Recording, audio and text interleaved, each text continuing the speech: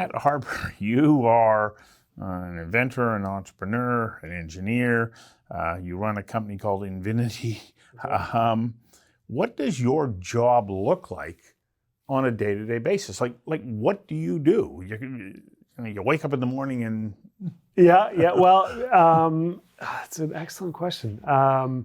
So Invinity is our company is based partially in Vancouver and partially in the UK. So I wake up early, I get my cup of coffee, and I look at all of the email that is already coming in, because half of my team is over there and is already up and running. Look, so I'm not only one of the co-founders of the company, but the chief commercial officer. So my role is really to make sure that all of our sort of more forward-looking and future-looking business development, all of our marketing activities, all of our communication out into the market about how we do stuff, and then ultimately the sales activities inside the organization are all tied together in lockstep, while at the same time making sure that the other parts of the organization that stand up to support ultimately the commercialization of our products, whether that's developing the products, whether that's developing the technology that underpin those products, whether that's the operations processes that deliver those products to our customers,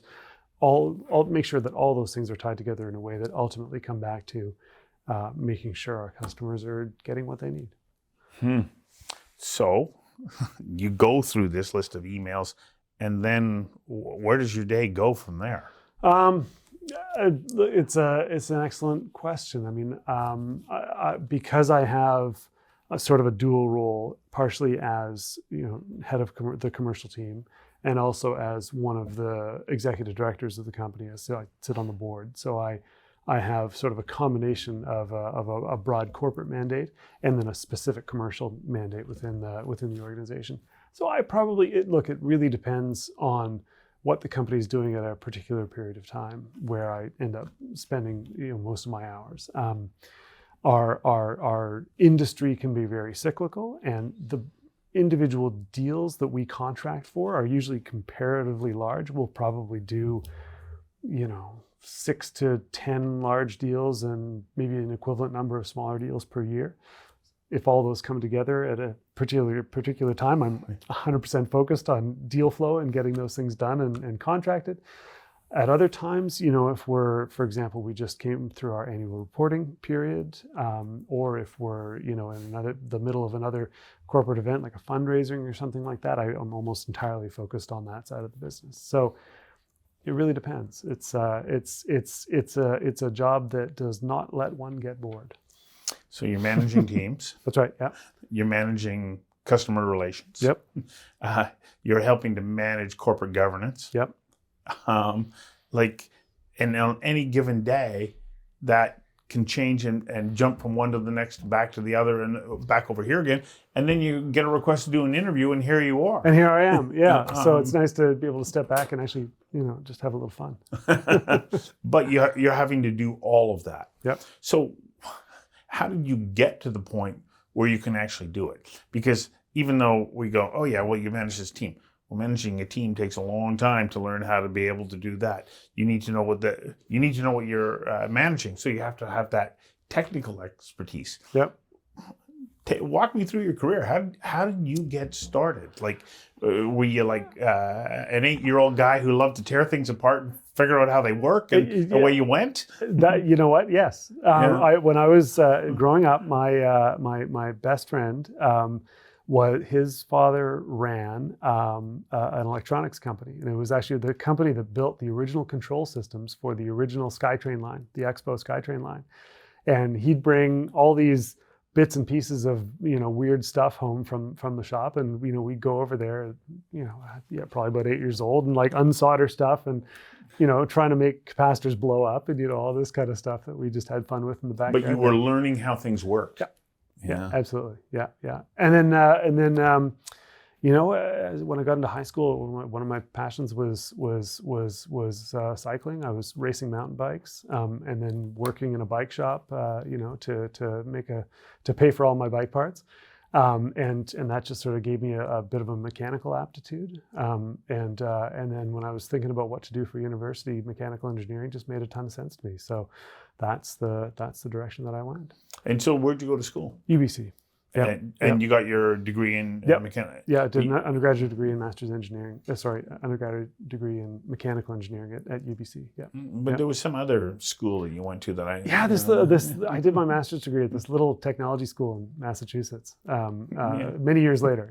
I went and did a dual master's degree in engineering and management at MIT. And to your I guess if you want to talk about sort of the hard skill side of your earlier question, how the heck do you figure out how to do this job? A lot of it came from the time that I spent at MIT.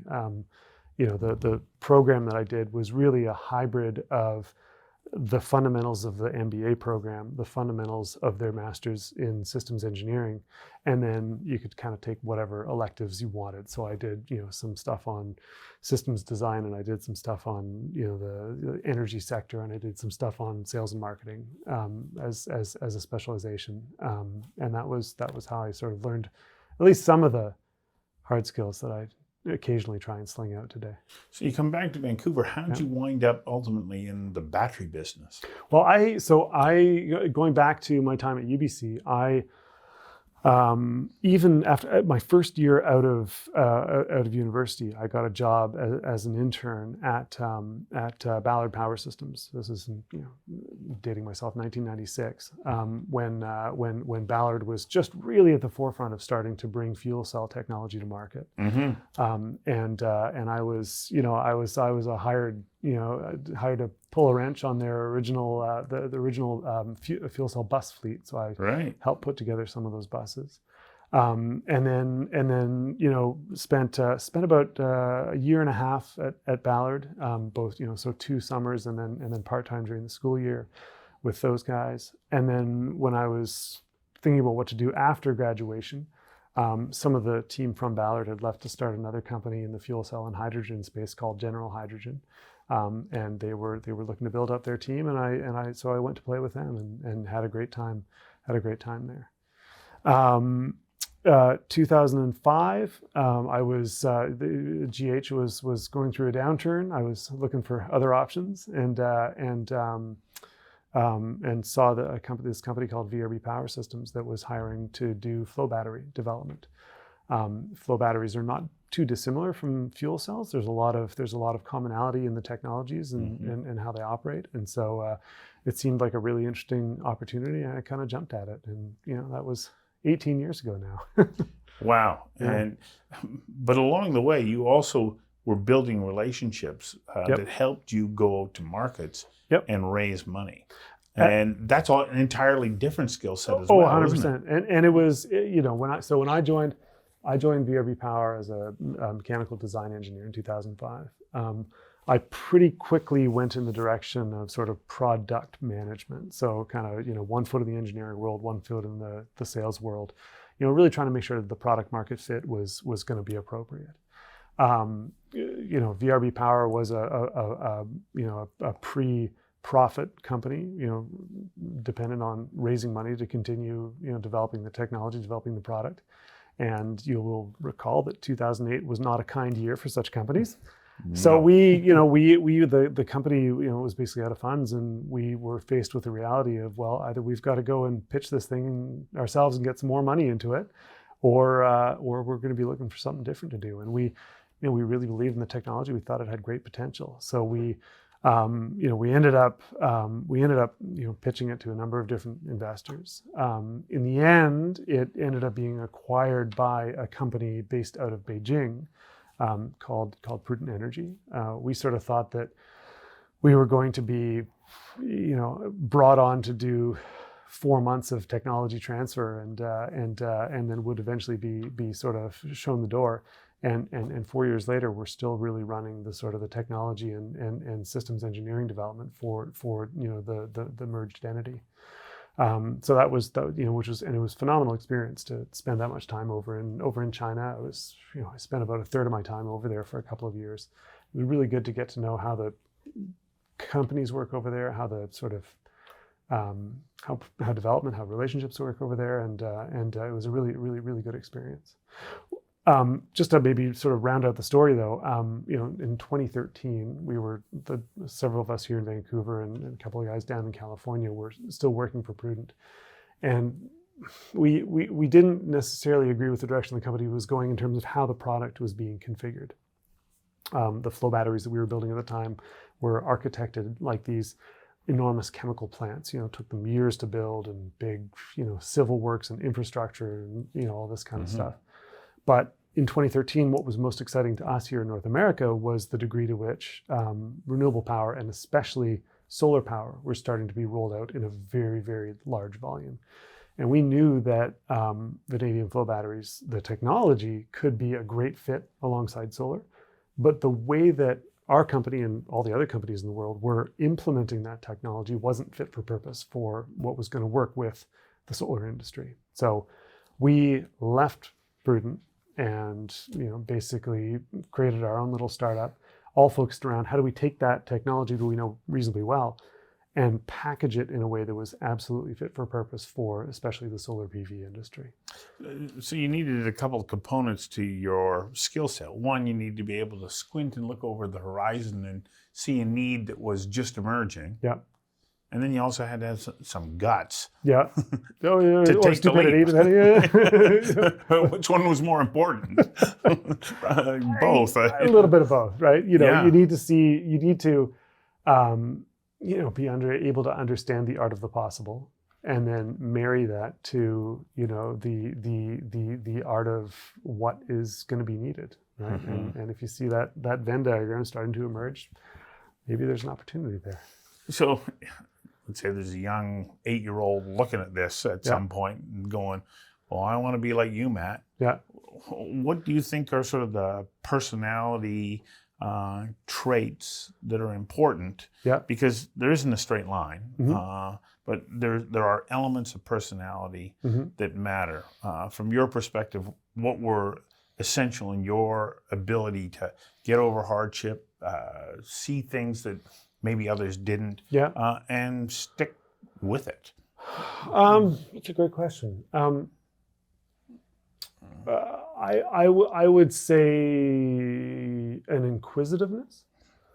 I would say a degree of pragmatism in the face of long odds, and I would say a degree of creativity as well. Right? I mean, it's a well-known sort of idea that every startup, every entrepreneurial enterprise ends up pivoting at some point. The ability to look out to the horizon, as you were saying, and say, "Uh-oh, that's a dead end." Back to where we are right now. What else can we do? Let's figure it out. Let's figure it out fast, and let's move. Yeah. Is I think absolutely critical. Yeah. Yeah. Well, it's been an exciting ride so far, and it looks like it's going to become even more exciting. Certainly. It's 10 years ago, 12 years ago, when we were pitching big batteries, you'd walk into a boardroom and people would sort of look at you like, why would I need one of these things? Whereas, today, energy storage is the biggest conversation in the future of the electric grid, and it's going to be a really exciting place to be for the next couple of decades. Well, I wish you great success. And thank you. Thanks for your time today. Absolutely.